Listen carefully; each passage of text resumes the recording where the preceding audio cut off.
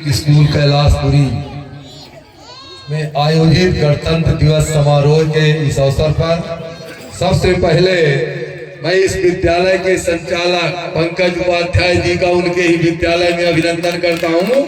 सदन से निवेदन करता हूँ तालियां बजा करके उनका अभिनंदन करें, जो अपने जीवन का अमूल्य समय और समाज कल्याण के लिए शिक्षा जगत जैसे कार्य में अपने जीवन का अमूल्य समय व्यतीत कर रहे हैं। आज के इस कार्यक्रम में पूर्व पार्षद विधायक मंत्री श्री सतीश सिंह जी विभिन्न सामाजिक संगठनों से जुड़े और हर सांस्कृतिक कार्यक्रम में जिनकी उपलब्धता रहती है, परम सम्मानीय राजलाखन पटेल जी, इस विद्यालय के सभी शिक्षकगण, प्राचार्य, प्रधानाध्यापक, मंचासीन, सभी अतिथिगण, यहाँ पर बैठे सभी भाई एवं बहनों, हर वर्ष स्वतंत्रता दिवस और गणतंत्र दिवस मनाए जाते हैं।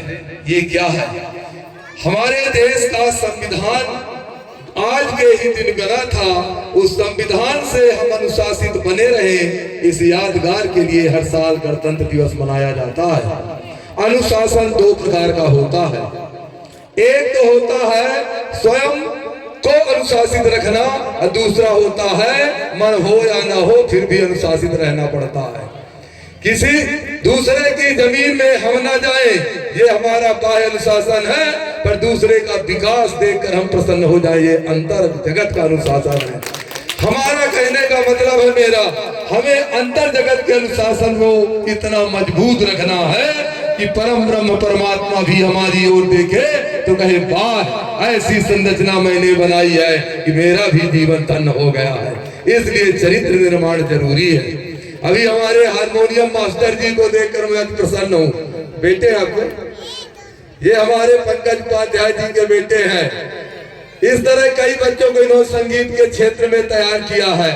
कोई भी विधा हो, जिस विधा में भी आप जाएं, इतना ऊंचाई प्राप्त करें कि समाज आपके नाम से अब स्वयं को गौरवान्वित महसूस करने लगे।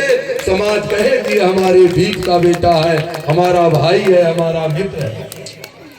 यहाँ पर विराजे हुए सभी अभिभावकगण से मेरा निवेदन है, बच्चों के निर्माण में विद्यालय एक औपचारिक साधन है और परिवार एक अनौपचारिक साधन है। परिवार में रहकर बच्चा ज्यादा सीखता है, विद्यालय में तो 10-30 से 4-30 तक रहता है।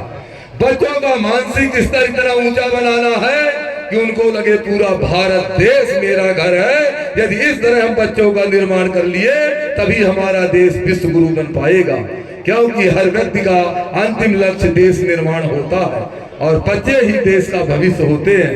बच्चों की सोच, बच्चों का कार्य और बच्चों का रहन सहन ही देश का स्तर उठाता है। इसलिए अभिभावक, शिक्षक सभी मिलकर केवल एक ही लक्ष्य है, एक सुयोग और अच्छे नागरिक निर्माण करना। इस विद्यालय में मैं पहली बार नहीं आया, माननीय उप मुख्यमंत्री जी के साथ आया हूँ। ये बहुत पहले कार्यक्रम किए थे पंकज जी, और इन्होंने उस समय के विद्यालय से मैंने बिल्डिंग, भवन और यहाँ की व्यवस्थाएं देखी। आपका हार्दिक अभिनंदन है। आप ये अपने लिए नहीं समाज के लिए कर रहे हैं। जो अपनी निजी सुविधाओं व्यवस्थाओं का त्याग करके समाज कल्याण के कार्य करता है, वही मानव है। उसको समाज सम्मानित ना करे तो प्रगति सम्मानित करती है।